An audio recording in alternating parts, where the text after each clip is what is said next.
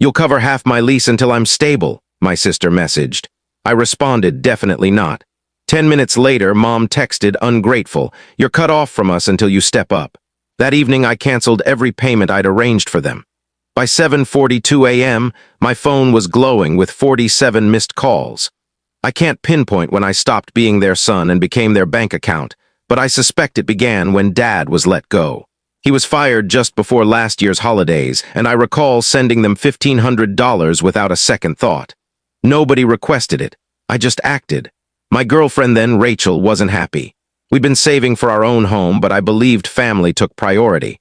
I thought that kind of devotion mattered. In reality, it just made me seem vulnerable. After that, the requests never ceased. Food, utility payments, vehicle repairs, I handled it all. My sister, Amber, joined the pattern soon after her breakup. She claimed her ex had emotionally shattered her, making full-time work impossible. So she moved back with Mom and Dad, and 3 days later I got a text, "You'll pay half my lease until I'm stable." No courtesy, no question, just a blunt demand. I stared at the text for a while, then typed, "Definitely not." 10 minutes later, my phone pinged again. This time, "Mom, ungrateful, you're cut off from us until you step up." I chuckled. Not because it was amusing, but because the ridiculousness finally hit me. I'd been bending over backward for almost a year, and the moment I resisted, I was disowned. I didn't reply. Instead, I accessed my bank account and began canceling every scheduled payment for them. The auto pay for their Wi-Fi. Terminated, the car insurance stopped. Even the $500 monthly emergency transfer, erased, all of it. By 7:42 the next morning, my phone erupted. I was showering when it started, and by the time I toweled off, there were 47 missed calls. Mom, Dad, Amber, even Uncle Steve, who I hadn't spoken to in 6 years, left a voicemail. I listened to Dad's. He was calmer than Mom, but barely. "We're in a bind, Mike. You can't just abandon us. Your sister depends on you." Sure. My adult sister, who hadn't held a steady job in 5 years but still posted daily about her manicures and vegan shakes, apparently needed me more than I needed to cover my own expenses. I didn't reply to any of them that day, or the next. I turned off my phone for 48 hours to reflect. Rachel visited that night. We'd been on shaky ground since she said she felt like she was dating a shadow, someone consumed by his family with nothing left for her. I understood her. She sat on my couch, silent for a bit, then said she couldn't continue. She wanted a partner who prioritized their shared future. I didn't plead for her to stay. Part of me knew she was right, so there I was. No girlfriend, no family. And a searing pain in my chest from realizing all my sacrifices had led to this, being labeled ungrateful for finally saying no. But something shifted in me. I remembered who I was before they wore me down, and I decided then. I was going to reclaim that person. After ignoring my family for 2 days, the quiet felt like a blend of relief and unease. No calls, no messages, nothing. At first, it was odd, almost unsettling. I realized how much of my life had been consumed by their demands. Every weekend, every spare cent, every bit of energy. I hadn't just been supporting them financially, I'd been letting them live through me. For what? Respect, appreciation. Nothing. I knew I needed support, someone who could see the situation clearly. So I contacted my cousins, Jenna and Marcus. They were the only relatives not entangled in Amber's endless drama or Mom and Dad's guilt trips. Marcus answered immediately. "Mike, I've been waiting for you to break free," he said, as if he'd anticipated this moment. I explained everything. Amber's demand for half her rent, Mom's declaration that I was cut off, the payments I'd canceled. I even mentioned losing Rachel because of them. Marcus didn't hesitate. "That's outrageous, man. You've been carrying their burdens while they treat you like garbage. It's finished. You're done." That night, Jenna texted, "If you need us, we're here. We've got you." Reading that, I felt lighter than I had in months. For the first time, I wasn't alone. I had allies who weren't trying to control me. Then, predictably, Amber appeared at my apartment. She pounded on the door so hard the windows shook. "Mike, I need you. I'm serious," she said, her voice a mix of fury and desperation. I didn't open the door. I didn't even peek out. I sat on my couch, staring at the wall, thinking of all the nights I skipped meals to send money, all the weekends I canceled plans, all the hours fixing problems that weren't mine. And now she dared demand more. That's when I knew I needed boundaries, firm limits. I told Marcus and Jenna I wasn't going to stay passive anymore. I wanted a strategy to reclaim my life without letting them drag me back into their mess. By Monday, I quietly redirected the money I'd been giving them into my own savings. I paid off my debts, started searching for a place for Rachel and me, and even booked a weekend trip to remember what freedom felt like. But it wasn't just financial. I began documenting everything. Messages, calls, emails, receipts. I wanted evidence I wasn't selfish. I'd been exploited. That record became my shield, something solid to hold on to when guilt and manipulation crept in. Then came the inevitable, a text from Amber. "Where's my money, Mike?" I didn't reply. Instead, I called Marcus. "She's not getting it," he said with a smirk. "And she won't stop until you cut them all off. You ready for that?" I didn't answer right away. But deep down, I knew it was coming. Saying no once had already crossed a threshold. There was no turning back. The battle for my life, my true life, was about to start. By the third day of silence, my phone was quiet. No calls, no texts, nothing. But the weight in my chest felt heavier than ever. Amber hadn't given up. Her messages kept coming, each more theatrical than the last, filled with guilt trips and accusations. She even tagged me in social media posts, hinting at family disloyalty and brothers who don't care. I didn't respond. Not a word. That evening, Marcus and Jenna came over. We sat in my small living room, coffee cups in hand, planning our next move. "We need to make a stand," Marcus said. "Not just ignoring them. Something that shows you're done." I nodded, feeling a mix of fear and resolve. I was tired of tiptoeing around their endless demands. We devised a three-step plan. First, cut off all financial access. Second, set emotional boundaries to block their guilt trips. Third, involve the cousins as witnesses and support, so I wouldn't face this alone. The next morning, I went into full lockdown. I changed my banking passwords, stopped automatic transfers, and set alerts for any withdrawal attempts. Every penny I'd sent them was now untouchable. Amber didn't wait long to retaliate. She flooded me with texts. "Mike, how could you? You'll regret this." Mom sent a long message full of guilt. "We raised you better than this. We're heartbroken." Dad called 3 times, leaving voicemails begging for a family meeting. I didn't respond, not one word. Then came the ultimate showdown. Amber showed up at my apartment again, this time with a friend. She rang the bell with the confidence of someone who thought she could intimidate me. "Mike, you can't just do this," she shouted when I opened the door. I stepped aside calmly. Marcus and Jenna were behind me, standing quietly. "We're done," I said. "There's nothing more to discuss." Amber froze, staring at me like I was a stranger. Mom called right then. I put her on speaker. "Mike, you're tearing the family apart. You can't abandon us." I looked at Marcus and Jenna, then back at the phone. "You've had years to rely on me. I've done all I could. I'm finished." Amber's face paled. She stormed out, slamming the door so hard the frame shook. Mom hung up. Dad never called again. For the first time, I felt a wave of relief, but relief wasn't enough. I knew they'd keep trying. If I wanted peace, I'd have to be smarter, quicker, and stronger than ever. Over the next few days, I reinforced my boundaries. I ignored texts, calls, and social media posts. I focused on myself, paying off debts, cooking meals I enjoyed, and taking walks to feel like my own person again. Slowly, I began reclaiming my life. Then something unexpected happened. My cousin started sending updates about Amber's behavior at home. She was now pestering extended family for money, exaggerating tales about my cruelty, trying to sway anyone who'd listen. Marcus and Jenna laughed when I shared the messages. "She's desperate," Marcus said, "and desperate people slip up. We'll make sure you're ready when she does." That's when I realized my first move had been more than just cutting them off. It was a statement. I wasn't theirs to control anymore. I was taking back my life piece by piece, and nothing, not guilt, not manipulation, not family loyalty, would stop me. For the first time, I felt I could win. By the next week, I thought I'd finally set a boundary. I was focused on my life, clearing debts, tidying my apartment, even picking up hobbies I'd dropped years ago. But Amber and Mom weren't done. Not even close. It started subtly, almost sneakily. One evening, I came home to find my front door slightly open. I froze. My spare key? Mom had given it to Amber just in case, and she had used it. The apartment was a mess. Cushions torn, my laptop thrown across the floor, and my record collection, every vinyl I'd carefully gathered over years, shattered. My favorite desk chair was broken, papers shredded. It looked like a tornado had hit.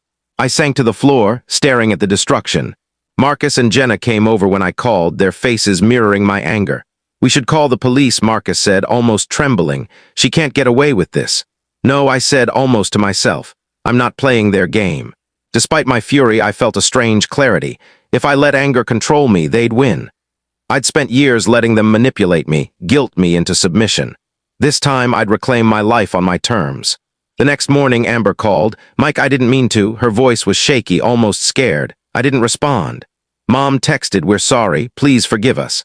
I stared at the screen, finger hovering over the reply button. Part of me wanted to yell to unleash everything they deserved. But instead, I sat in the wreckage of my apartment, breathing, assessing the damage. Then I started fixing it. I spent the day cleaning, repairing what I could, replacing what I couldn't. It was exhausting, physically and emotionally. But oddly, it felt good. For once, I was doing this for me, not them. I was taking my space back, regaining control over my life. By evening, I texted Jenna and Marcus I forgave them, not because they deserved it, not because they asked properly, but because I couldn't let their chaos rule my emotions anymore. The unexpected happened next. Amber and Mom seemed confused. They didn't know how to react. Their usual tactics, guilt, manipulation, pleas for sympathy, suddenly didn't work. They'd never seen me act from strength instead of fear. That night, Rachel came by. We hadn't spoken in weeks. We sat in my half-cleaned living room talking for hours. She said she was proud of me for standing up, for taking back control, for forgiving without losing myself. Hearing that, I finally felt some peace. It wasn't perfect. My apartment was still a bit wrecked, my life still messy. But something had shifted. I'd faced destruction and chosen my own path. I'd drawn my line, fought my first real battle, and came out standing. The real revelation? I knew I could survive whatever they threw next. With Marcus and Jenna by my side, I wasn't alone. For the first time in years, I wasn't afraid of my family. I was only afraid of wasting my life on them again. After the wreck of my apartment and Amber's escalating manipulations, I realized forgiveness alone wasn't enough. I needed to rebuild not just my space, but my entire life. I wasn't just recovering from their chaos, I was reclaiming my independence, my time, and my dignity. The first step was financial. I closed the old accounts they could access, opened new ones, automated savings, and started investing in small, secure things that would grow for me, not them. Every dollar now went toward my future. No more emergency wires for Amber's rent, no more covering Mom and Dad's bills. I told Marcus and Jenna I was done being everyone's bank. Next was psychological. Amber and Mom didn't stop. They called, texted, even emailed from new accounts trying to guilt me. But this time I didn't react emotionally. Marcus and Jenna helped me document everything, keeping proof of every manipulation attempt. It was almost therapeutic, like mapping out all the ways they'd tried to control me. Then came the most shocking attack.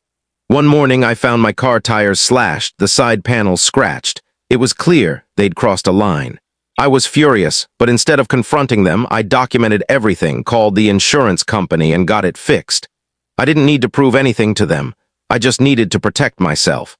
Marcus said desperate people make mistakes. We just have to be smarter, and he was right. The turning point was subtle but powerful.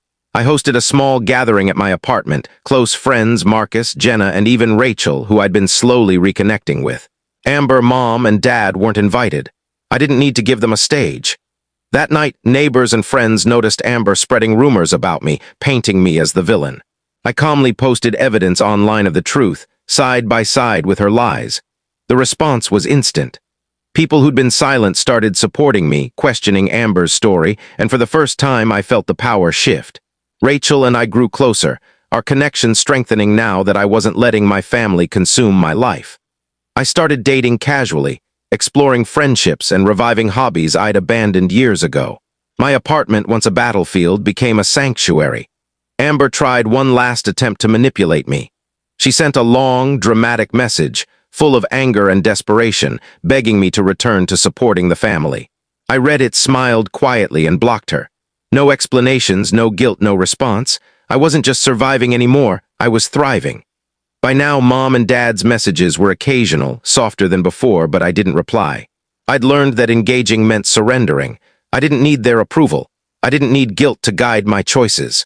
For the first time in years, my apartment, my time, my money, and my heart were mine.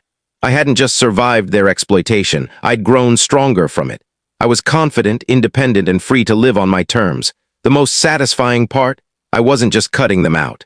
I was building a life worth living, without waiting for their permission, without fear, without resentment controlling me. I was in charge now. By the time I woke up that morning, something felt different. I didn't check my phone immediately. I lay there, staring at the ceiling, realizing I felt lighter than I had in years. The guilt and tension that had lived in my chest were gone. Amber's latest desperate messages were waiting, but I ignored them. Mom and Dad sent their usual guilt-laden texts, but I didn't open them. I knew, without doubt, the cycle was over. I spent that day with Marcus and Jenna. We went for brunch, shared stories, and made plans for things that mattered. Weekend trips, new projects, even simple things like catching a baseball game or hiking out of town. It hit me sitting with them that this was family. Not the kind that drains you, but the kind that enriches your life. When I got home, I took the final steps to close the chapter. I finished changing my address and secured my accounts. I sorted through old boxes, discarding anything tied to the years I'd been someone else's backup plan. I blocked Amber and my parents from everything, calls, texts, social media. It was surprisingly quiet after that. Rachel came over that evening. We went for a long walk and she asked how I felt. I realized I was truly calm, not the fragile calm of a rare good day with my family, but something real, like I was safe in my own life. We talked about our plans and dreams, and for once they weren't just fantasies. They were things I could see happening now that nobody was holding me back. Weeks passed like that. Each day, the sense of freedom grew. I started a class I'd postponed for years. I joined Marcus and Jenna on weekend hikes. Rachel and I began saving for a place together. Every dollar, every hour belonged to me now.